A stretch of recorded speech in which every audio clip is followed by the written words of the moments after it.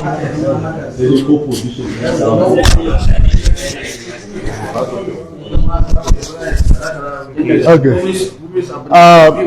The title of my paper is Ulama and Family Planning in Northern Nigeria. And this is the presentation outline, introduction, the Sokoto Conference, theoretical framework, methodology and findings. Introduction. Islam is a complete way of life. And that is why as Muslims, we have to always recourse to our religion to seek explanation about appropriate social practices. Quran has not explicitly, Quran, which is the primary source of jurisprudence, has not explicitly legislated on family planning. So jurists rely on other sources of jurisprudence to infer the permissibility or otherwise of family planning. Consequently, there is no consensus among jurists on Islam's stance on family planning. However, the majority position is that it is permissible.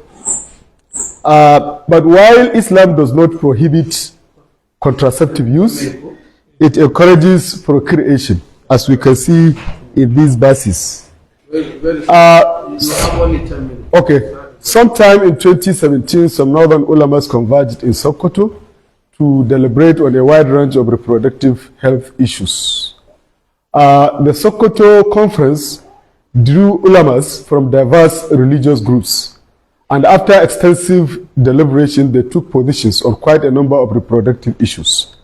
Their positions are contained in a document titled Islamic Perspective on Reproductive Health and Childbirth Spacing in Nigeria. And they avert that Islam permits family planning if and only if these conditions are fulfilled.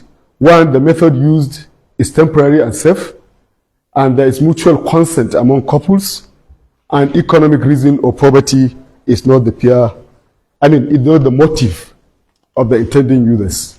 So Gumi had died before the Sokoto conference. However, a foreword he wrote in a book titled The Life and Times of Sheikh Abubakar Mahmud Gumi, Lessons for Muslim Ummah, gives a glimpse of his position. And he said, and I quote, "I am pleased to read Alhaji Usman Farouk's comment on the federal government intention to introduce family planning and birth control with a view to reducing the population of Nigeria. The origin of this thought emanated from the enemies of Islam, who have little or no faith in the belief that Allah is the source and controller of everything." So I think this can give us a glimpse of his position about family planning. Now, I asked some questions.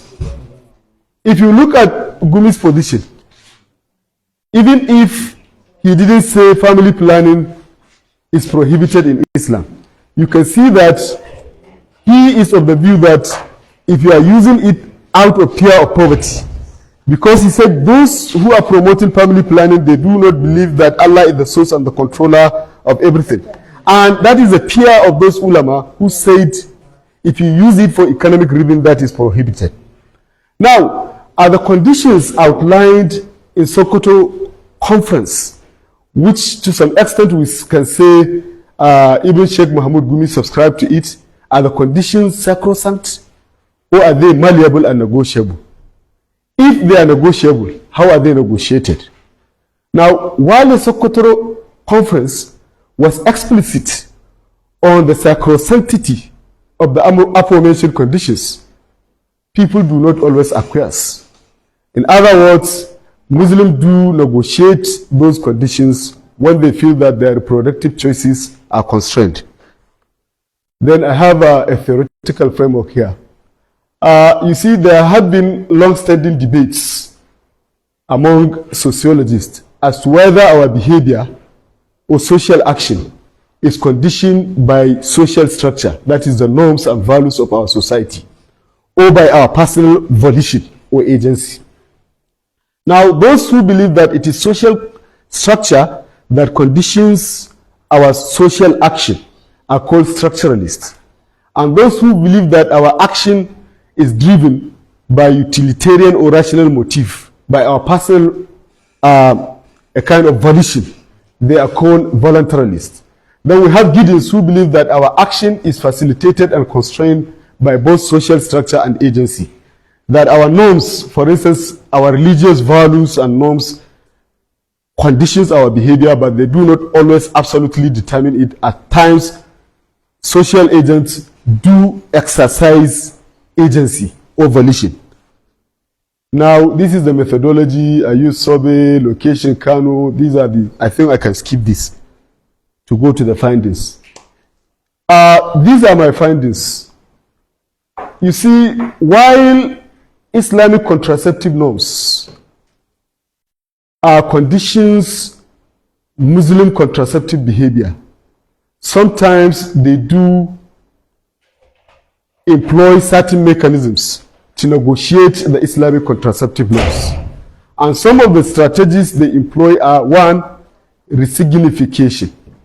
Resignification simply means creative reconstruction of the prevailing interpretation in order to rationalize one's reproductive choices. So when they feel that the dominant interpretation constrains their reproductive choices, they do reinterpret it. I have two reinterpretations here.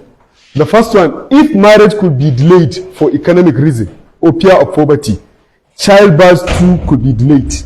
There are those who believe that if you can delay marriage, you can also delay childbirth for the same reason. Then there are those who are of the view of quality-quantity trade-off.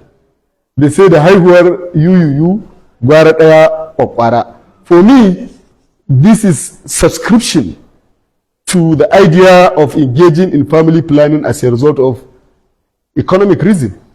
They feel that if the more children they bear, the less they are capable of catering for their needs. And implicitly, there is this fear of poverty in that view. Then we have subversion.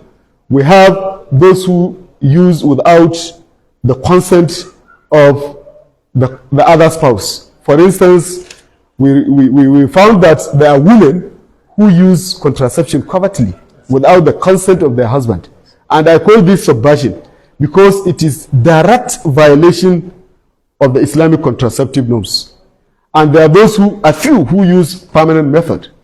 Then we have the third strategy, which is called direct and open negotiation. There are those who use persuasion in order to garner consent from their spouse. And there are those who even extort the consent through blackmail. Threat of divorce, for instance, and even abstinence are some of the strategies they use. And we have those who engage in indirect negotiation, involving their significant others, their in-laws, their parents, in order to get consent. Thank you very much.